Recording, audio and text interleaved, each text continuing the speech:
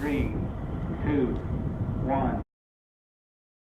Hi, I'm Taryn. And I'm Natalie. And we're here to tell you about Coarsening in solid liquid mixtures 2. or CSLM2. Wow, that's kind of complicated. What does it mean?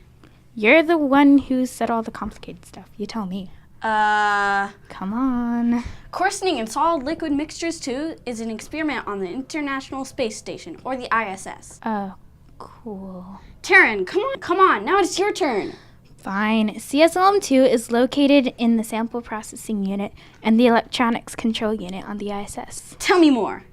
You're the one who got me into this. Please. You're so weird, but fine. CSLM2 investigates smaller particles shrinking by giving atoms to larger particles. That's coarsening.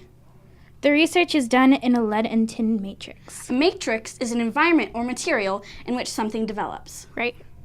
The coarsening is of solid particles in a liquid matrix. You might be wondering why this is all important for the future. Well, coarsening can be used to strengthen a material.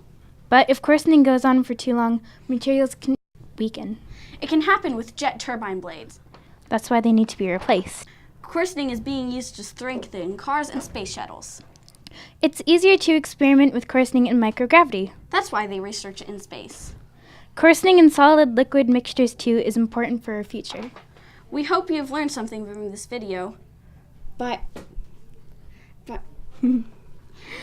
for now.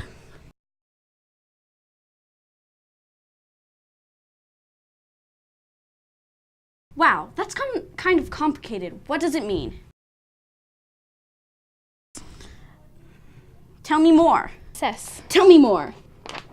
I lost my spot. Oh, you're the one who got me. That's why they need to be replaced.